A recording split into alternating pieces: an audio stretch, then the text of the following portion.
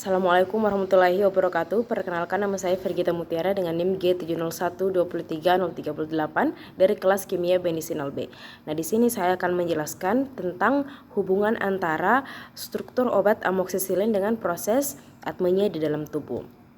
Nah, pertama-tama kita harus tahu dulu apa sih amoksisilin itu. Jadi, amoksisilin adalah antibiotik golongan beta-laktam yang digunakan untuk mengobati berbagai infeksi seperti infeksi dari saluran pernafasan, telinga, saluran kemih, kulit, dan lain-lain. Nah, obat ini bekerja dengan cara menghambat pembentukan dinding sel bakteri sehingga bakteri tidak dapat bertahan hidup lagi di dalam tubuh manusia dan pada akhirnya mati. Nah, di sini dapat kita lihat struktur amoksisilin ini tentu saja pertama-tama terdiri dari cincin beta-laktamnya karena dia termasuk dari antibiotik golongan beta-laktam. Kemudian di sini ada struktur cincin thiazolidinnya yang merupakan struktur dasar penisilin.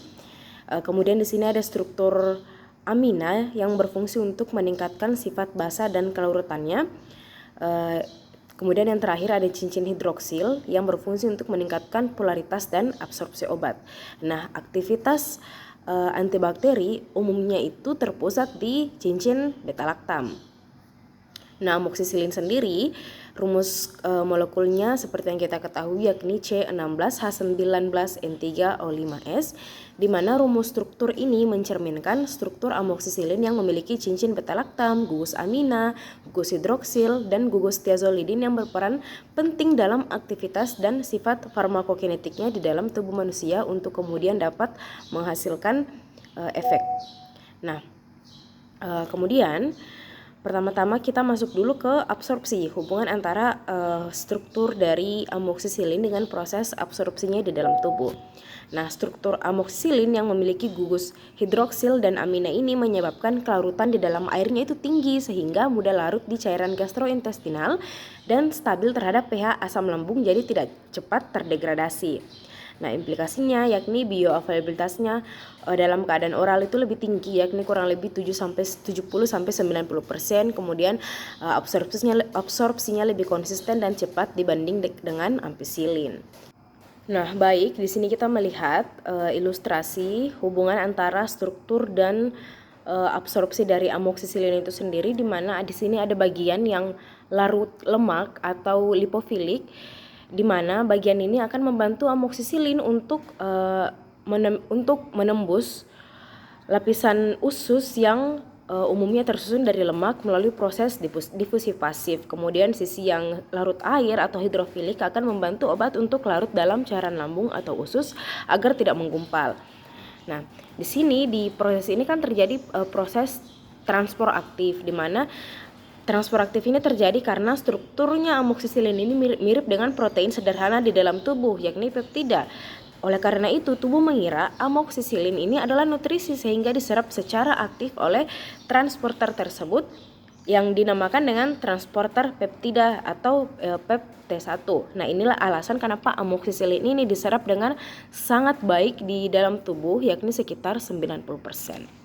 Nah, kemudian apa hubungan antara struktur amoksisilin dengan distribusi? Pertama, kita perlu mengetahui bahwa ikatan protein plasma amoksisilin ini cenderung rendah sampai sedang, yakni kurang lebih 20%, namun mudah tersebar ke seluruh cairan ekstraseluler seperti paru, jaringan lunak, dan urin. Tapi sulit menembus membran lipid dan termasuk sulit menembus blood-brain barrier atau sawar darah otak. Nah, di sini kita dapat melihat ilustrasi hubungan antara distribusi dan struktur dari amoksisilin itu sendiri. Di mana di sini ada ikatan protein, di mana sebagian kecil amoksisilin akan menempel pada protein darah, yakni albumin, dan amoksisilin yang menempel ini dalam keadaan tidak aktif atau beristirahat. Nah, kemudian ada juga obat yang bebas atau amoksisilin bebas, yakni bagian yang tidak menempel inilah yang akan menyerang bakteri dan bertindak sebagai antibiotik. Karena strukturnya yang polar, amoksisilin ini sangat baik mencapai paru-paru dan cairan telinga tengah, tetapi sulit menembus otak kecuali jika terjadi peradangan berat pada pasien. Nah, kemudian di sini kita melihat hubungan antara struktur amoksisilin dengan metabolismenya, di mana struktur beta-laktam amoksisilin relatif stabil secara enzimatik di hati dan tidak memiliki banyak gugus yang mudah dimetabolisme, misalnya oksidasi kompleks. Nah, di sini kita melihat ilustrasinya. Jalur pertama itu ada jalur utama di mana kebanyakan amoksisilin lewat begitu saja di hati tanpa berubah bentuk. Jadi dia tidak mengalami perubahan bentuk sama sekali. Tapi ada juga jalur minor di mana hanya ada sedikit bagian yang diubah oleh enzim hati menjadi asam penisilat atau menjadi metabolit tidak aktif. Nah, gambar ini menunjukkan bagaimana struktur cincin beta-laktam yang melingkar bisa terbuka atau menjadi rusak yang membuat obat tersebut kehilangan kesaktiannya atau kehilangan kemampuannya melawan bakteri. Nah, kemudian yang terakhir hubungannya dengan ekskresi. Jadi sifat hidrofilik dan terionisasi tentu saja sangat mempengaruhi eliminasi sehingga amoksisilin diekskresikan melalui ginjal, terutama tentu saja melalui filtrat glomerulus dan sekresi di tubulus, dan sebagian besar pada akhirnya akan diekskresikan sebagai bentuk yang tidak berubah atau bentuk yang tetap aktif.